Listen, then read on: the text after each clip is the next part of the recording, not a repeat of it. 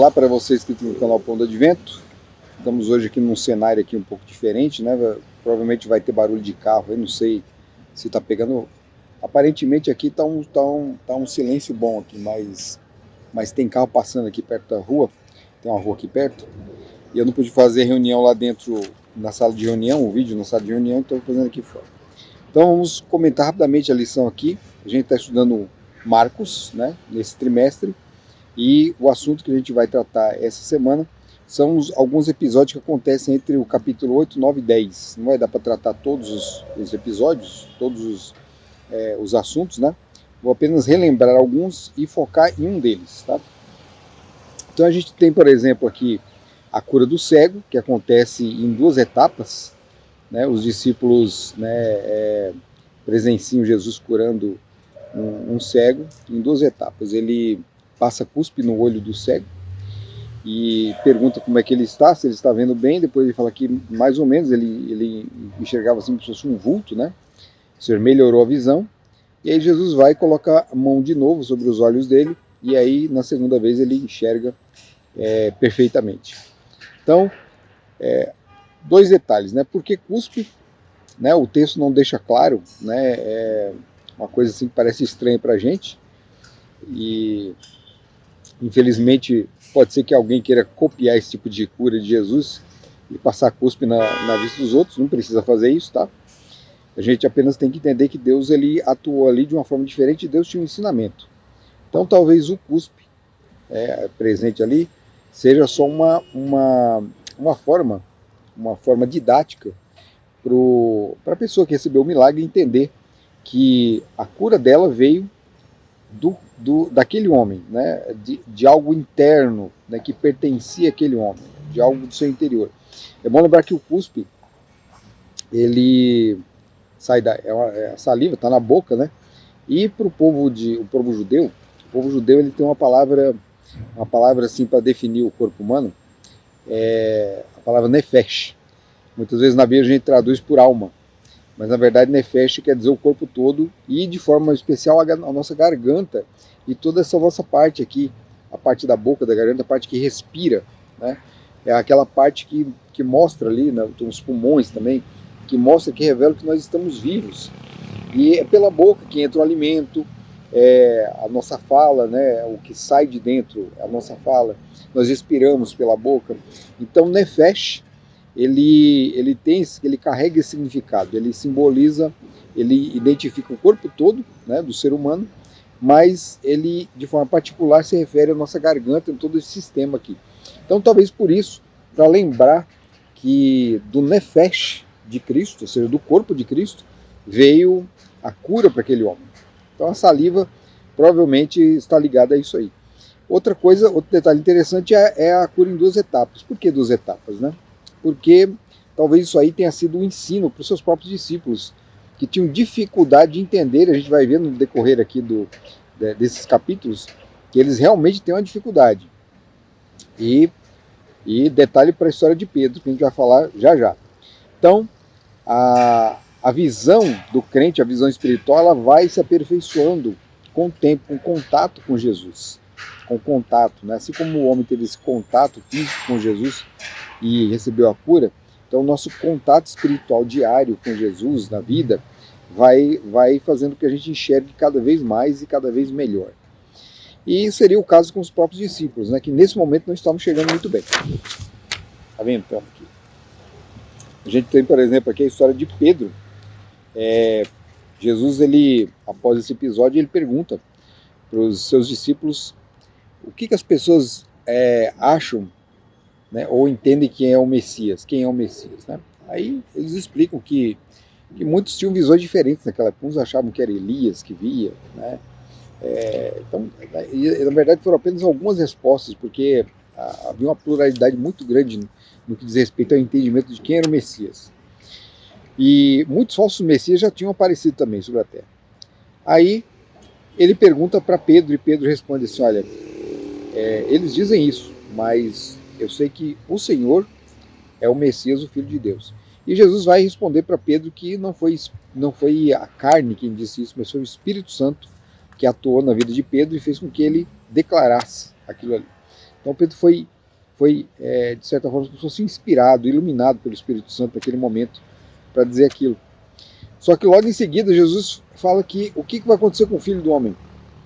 E Pedro não aceita, né, porque Jesus seria entregue aos seus inimigos, sofreria calúnia, dor física e morte na cruz. E Pedro fala, não, de forma alguma, né? E Pedro ainda o repreende. E aí Jesus dá as costas para Pedro e fala assim, para longe de mim, Satanás. Afaste-se de mim, Satanás. Ou seja, ele chamou Pedro de Satanás. Então, não só porque Pedro estava agindo de forma contrária ao plano da redenção ali, se opondo ao plano, mas também porque estava sendo usado pelo próprio Satanás. Então a gente vê Pedro sendo usado pelo Espírito Santo e logo em seguida por Satanás. Isso é um detalhe importante para a gente entender que como é frágil a nossa vida espiritual, certo? A gente pode estar com Deus no momento, mas no mesmo instante, o instante seguinte, está com Satanás. Por isso que a vigilância ela é muito importante. Nós temos que vigiar sempre, né? E no caso aqui, eu estou gravando aqui na praça, tem que vigiar também, tem que estar olhando aqui, porque de repente passa um camarada aqui e leva meu celular embora, né? E eu não vou conseguir terminar o vídeo. E aí vem a parte aqui que eu quero conversar com vocês sobre a transfiguração. Depois disso aqui, Jesus subiu ao monte e chamou 3 dos seus discípulos, Pedro, Tiago e João. E Pedro, Tiago e João tiveram a oportunidade, o privilégio de ver uma cena. E Jesus até havia dito assim, que alguns dos que estavam ali, dos 12, né, daqueles discípulos que o seguiam, veria o reino chegar antes de morrer.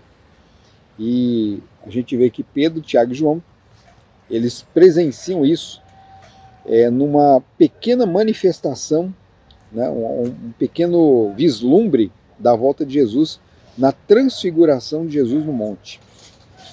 Então Jesus, ele de repente se ilumina todo, o rosto dele fica iluminado, a sua roupa, né, o texto fala assim, ficou mais branca que a neve, e ele brilhava. E não só isso aconteceu, como apareceu também ao lado dele Moisés e Elias. E os discípulos vendo aquilo, né, o Pedro mesmo, ele fala assim, olha, eu vou fazer uma tenda aqui. Vocês verem a dificuldade que eles tinham para entender o que estava acontecendo, né? Como é que alguém pensa em fazer tenda numa hora dessa? Mas, bom, Jesus não fala nada. Eles depois ficam atemorizados, os discípulos ficam atemorizados porque eles escutam uma voz após essa transfiguração. Ou durante a transfiguração, né? Uma voz do céu que repete aquilo que foi dito lá no batismo de Jesus. Este é o meu filho amado, em quem me comprazo. Só que aí tem um detalhe nessa fala de Deus, né? Do Pai para com Jesus. Ele fala assim, a ele ouvi, né? Ouvia a Jesus. Isso aí nos remete ao Shema. O Shema, que é a oração que foi exigida ao povo de Israel, que eles orassem de dia e de noite, né, ao entrar e ao sair. Então eles deveriam ter sempre em mente as palavras do Shema na cabeça, e as palavras do Shema começam justamente assim, ouve Israel, o Senhor nosso Deus é o único Senhor. E agora Deus, ele fala para aqueles que estavam ali presentes, né, a ele ouvir. Na verdade, isso aí foi dito ali para os discípulos e serve para nós hoje também, que somos discípulos de Jesus, seguidores de Jesus. Devemos ouvir. Jesus, ele é o cumprimento do Shema. E ao ouvir Jesus, estamos ouvindo o próprio Deus, porque Jesus é Deus.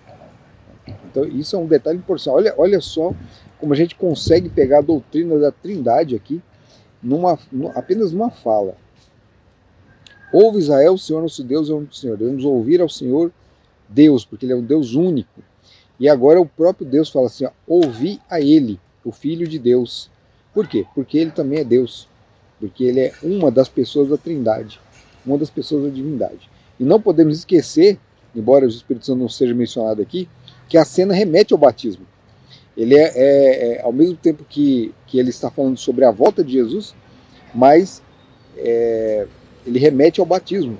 E o Espírito Santo está presente ali, está presente também nesse episódio, tá? Trabalhando ali com eles. Os homens que aparecem ao lado de Jesus são Moisés e Elias. Por que Moisés e Elias aparecem aqui? Eles não estão mortos? Foram os espíritos de Moisés e Elias que apareceram? Não. A Bíblia fala que Elias não morreu. Elias foi levado ao céu vivo. Então quem aparece ali ao lado de Jesus é o próprio Elias. Elias de verdade, em carne e osso. E quem aparece também do outro lado é Moisés, também de carne e osso. Mas Moisés não morreu? O texto fala que Moisés morreu, né? Mas lá em Judas, a gente infere, o texto não diz claramente que Moisés foi ressuscitado, mas é dito assim lá em Judas, que Satanás brigou pelo corpo de Moisés, e Miguel o repreendeu. Só que assim, por que Miguel ia ficar brigando com Satanás por causa de um corpo, de um morto? O problema ali não era a morte. Miguel veio ressuscitar Moisés, Moisés foi ressuscitado, e Satanás se opôs a essa ressurreição. Ele não podia ser levado ao céu porque pertencia a ele, isso nas palavras de Satanás, né? Mas Miguel falou assim: olha, o Senhor te repreenda. Então, Miguel veio buscar Moisés e levou. Moisés foi levado ao céu, foi ascendido ao céu. Então nós temos Moisés no céu, nós temos Elias no céu. E nesse dia aparecem os dois. Por quê? Porque quando Jesus voltar, haverão duas classes de pessoas que são representadas por esses dois homens, Moisés e Elias.